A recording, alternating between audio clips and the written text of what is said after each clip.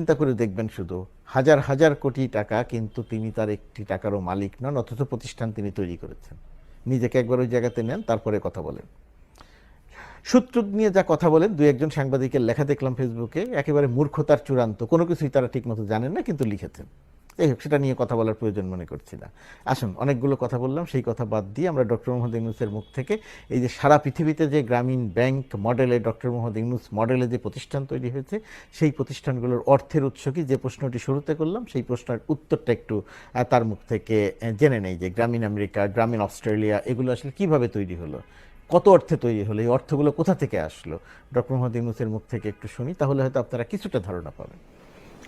গ্রামীণ নামে, ইউনুস নামে পৃথিবীতে বহু প্রতিষ্ঠান সৃষ্টি হচ্ছে এবং হচ্ছে, ক্রমাগতভাবে সৃষ্টি হচ্ছে। এই সম্প্রতি আরেকটা হলো ইউনুস ফ্রান্স, এটা একটা প্রতিষ্ঠান। এটাও স্থানীয়রাই করে, আমরা গিয়ে তো আর ফ্রান্সে গিয়ে করি না। আমরা যত প্রতিষ্ঠান আমাদের নামে আছে, এটা কোনোটাই আমরা করি নাই, স্থানীয়রা করে। যে দেশের লোক সে দেশের লোক করে। তাদের যেভাবে উৎস হয়, তারা যেখান থেকে সরকার থেকে পায়, কিংবা ডোনার থেকে পায়, কিংবা ব্যক্তির থেকে পায়, তারা সেভাবে করে। এখান থেকে টাকা নিয়ে তারা করবে সে আশাও করে না, সেই সম্ভাবনাও নাই। সবকিছু স্থানীয়ভাবে টাকা সংগ্রহ করতে হয়, স্থানীয়ভাবে তারা করে। যেমন ধরো গ্রামীণ আমেরিকা এখন বড় হয়ে গেছে, গ্রামীণ আমেরিকা বিশাল বড় হয়ে গেছে। এখন এটা আমরা শুরু করেছিলাম 2008 সালে। 2008 সাল থেকে এখন 23 সাল পর্যন্ত এসছে। এই 23 সাল যেটুকু আমরা করেছি, এখন প্রায় 2 লক্ষর মতো মহিলা, সবাই মহিলা ওখানে গ্রামীণ ব্যাংকের গ্রামীণ আমেরিকার ঋণ গ্রহীতা। এটা আমেরিকার 25টা বড় বড় শহরে এটার শাখা আছে, মোট 35টা শাখা আছে সব মিলে। এই 35টা শাখার মধ্যে এই বছর আমরা শুরু থেকে আসলে মোট যে টাকা ঋণ বিতরণ করেছি, তার পরিমাণ হলো $3 বিলিয়ন। $3 বিলিয়ন তো 4টিখানি কথা না, সে হঠাৎ করে সে পেয়ে যাবে। ধীরে ধীরে টাকা সংগ্রহ করতে হয়েছে, এটা ইউজ করেছে ইত্যাদি, ব্যবসা আস্তে আস্তে বেড়েছে। এখন যে পর্যায়ে গেছে, এটা প্রায় 14 বছর সময় লেগেছে $3 বিলিয়ন লোন ডিসবার্স করতে। এই বছর 2023 সালে মোট বিতরণ হবে $1 বিলিয়ন, এক বছরে $1 বিলিয়ন। এই প্রথম $1 বিলিয়ন পৌঁছলো, বছরে $1 বিলিয়ন। তারপর থেকে প্রতি বছর $2 বিলিয়ন করে যাবে আগামী 2 বছর। তারপর পঞ্চম বছরে গিয়ে এটা $5 বিলিয়ন পার ইয়ার। কাজে টাকা বলতে ছোটখাটো টাকার বিষয় নয়, বিশাল অঙ্কের টাকা। এই টাকা তাদেরকে সংগ্রহ করতে হয়, তারা বিভিন্ন সোর্স থেকে সে টাকাটা পায়।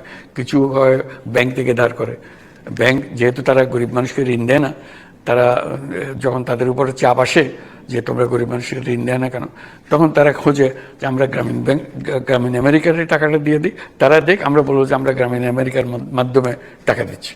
কাজেই তারা একটা রেহাই পেল, যে একটা ভূমিকা তারা পালন করে, তারা স্বস্তি পায়। আর বড় বড় ডোনার এজেন্সি, ডোনার্স আছে, ব্যক্তিগত ডোনার্স আছে, সম্মিলিত ডোনার্স আছে, তারা ডোনেশন দেয়, ইনভেস্টররা ইনভেস্ট করে, এই জাতীয় জিনিস। কাজে সব স্থানীয়ভাবে সংগৃহীত হয় টাকা, স্থানীয় টাকার বরাদ ভিত্তিতে এটা করে। এবং মজা হলো, যত এটা বাড়ে এবং তার রিপেমেন্ট ভালো থাকে, যে আমি যখন $1 বিলিয়ন দিই, এ বছর শেষ হতে না হতেই প্রায় $1 বিলিয়ন আবার ফেরত আসে। কাজে এই নয় যে এটা ফাঁকা হয়ে যাচ্ছে, এবং $1 বিলিয়ন সঙ্গে আমাকে আরও $1 বিলিয়ন যোগ করতে হবে, কারণ দ্বিতীয় বছরে যদি $2 বিলিয়ন আসে, কাজে এই নতুন $1 বিলিয়ন আমার সংগ্রহ হতো। $1 বিলিয়ন তো আমার ঘরের ভিতরেই আছে। কাজে আমার নিজের শক্তিও বাড়ে, আমি টাকা দিচ্ছি, এইভাবে নিজের শক্তির বলে সেটা অগ্রসর হয়। ওই প্রতিষ্ঠান গ্রামীণ আমেরিকার সঙ্গে বা গ্রামীণ অস্ট্রেলিয়ার সঙ্গে আপনার সম্পৃক্ততা ঠিক সরাসরি যদি একটু বলতেন। সরাসরি হলো যে আমার আইডিয়া, তারা গ্রামীণ ব্যাংকের মডেল পালন করে। তারা আমি বোর্ডের চেয়ারম্যান, বোর্ডের মিটিং হলে আমি মিটিংয়ে উপস্থিত থাকি। তারা মিটিংয়ে উপস্থিত থাকার জন্য আমাকে কোনো ভাতা দেয় না, কিছু দেয় না, আসা যাওয়ার খরচ দেয়, এইটুকুই শুধু। আর বাকিটা হলো তাদের স্থানীয় লোকজন। তার মধ্যে সবচেয়ে নামকরা যিনি বোর্ডের মধ্যে, রে ডালিও হলো আমেরিকার অন্যতম ধনী ব্যক্তি, যার হেজ ফান্ড আছে একটা, যে হেজ ফান্ড, খুব প্রসিদ্ধ একটা হেজ ফান্ড, উনি নিজে বোর্ডের মেম্বার, কাজে এবং প্রথম টাকাটা এসছে ওনার কাছ থেকে, ওনার ফান্ড থেকে টাকাটা দিয়েছে, টাকা দিয়ে করেছে। এখনও বহুজন এখানে টাকা দেয়, কাজে টাকার কোনো অভাব তাদের নেই। টাকা গ্রামীণ ব্যাংক থেকে, সেন্টার থেকে বা ডক্টর ইউনুসকে যোগান দিতে হয় এরকম কোনো ব্যাপার? মানে এটা এই প্রশ্ন আমাদের মনেও আসে না। আমরা কেন টাকা দিতে যাবো? তুমি কাজ করবা, আর আমরা কয়টা টাকা দিতে পারবো? দিলেও যদি আমরা দিতে চাই, কার থেকে টাকা দেবো? গ্রামীণ ব্যাংকের টাকা দেওয়ার কোনো সুযোগ নেই। গ্রামীণ ব্যাংকের আইনের ভেতরে নাই যে আমরা বাইরে গিয়ে টাকা পাঠাবো, এরকম কিছু আইন নাই।